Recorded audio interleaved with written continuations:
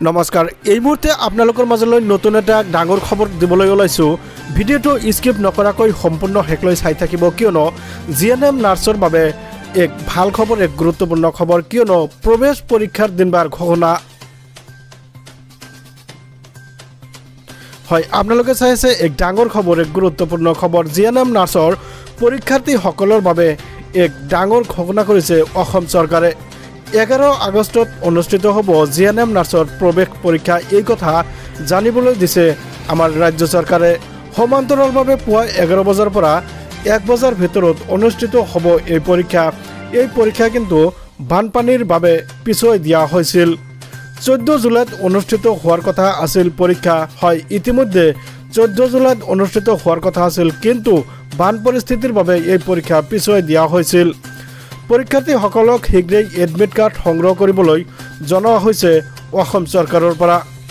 7 আগষ্টৰ পূৰ্বে পৰ্টেলৰ পৰা ডাউনলোড কৰিব লাগিব এডমিট কাৰ্ড এই ঘোষণা কৰিছে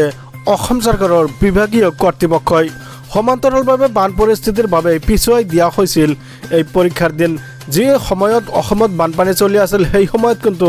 এই পৰীক্ষাৰ দিনবাৰ পিছুৱাই দিয়া হৈছিল শংকৰদেৱ স্বাস্থ্য বিজ্ঞান বিশ্ববিদ্যালয়ৰ পঞ্জীয়ক ডক্টৰ সুজিত বৰ্ধনে জনাইছে এই কথা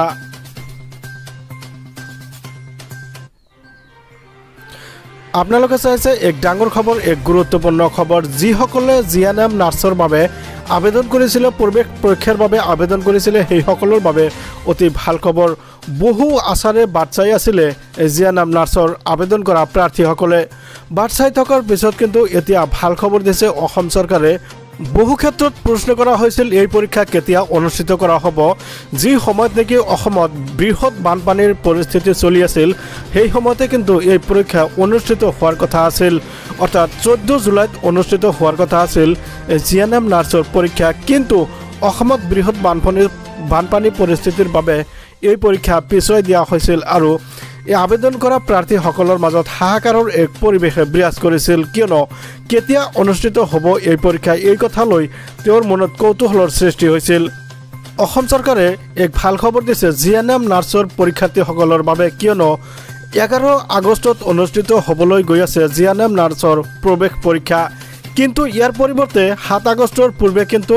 এডমিট কাৰ্ডসমূহ পৰ্টেলৰ পৰা সংগ্ৰহ কৰিবলৈ সকলো প্ৰাৰ্থীক আহ্বান জনোৱা হৈছে কিয়নো 7 আগষ্টৰ পূৰ্বে কিন্তু এই এডমিট কাৰ্ড সংগ্ৰহ কৰিব লাগিব নহলে কিন্তু 7 আগষ্টৰ পিছত সম্পূৰ্ণ পৰ্টেলটো বন্ধ হৈ যাব সেইবাবে অসম চৰকাৰে জিএনএম নাৰ্ছৰ প্ৰৱেশ পৰীক্ষাৰ প্ৰাৰ্থীসকলক অনুৰোধ জনাইছে তেখেতসকলে কিন্তু 7 আগষ্টৰ পূৰ্বে এডমিট কাৰ্ডখন কিন্তু ডাউনলোড কৰিব লাগিব নিৰ্দিষ্ট পৰ্টেলৰ পৰা নহলে কিন্তু 7 আগষ্টৰ পিছত সম্পূৰ্ণ পৰ্টেলটো বন্ধ হৈ পৰিব আৰু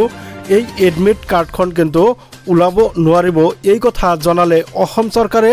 যিসকল প্ৰাৰ্থী আছে সেই সকলক অনুৰোধ জনোৱা হৈছে সোনকালে এডমিট কাৰ্ডখন কিন্তু তেওঁলোকে ডাউনলোড কৰি লওক নহলে কিন্তু আৰু নাপাব তো ভিউয়াৰ্স ভিডিওটো ভাল পালে চেনেলটো সাবস্ক্ৰাইব কৰি দিব ভিডিওটোত এটা লাইক কৰি দিব ধন্যবাদ থ্যাংক ইউ জয়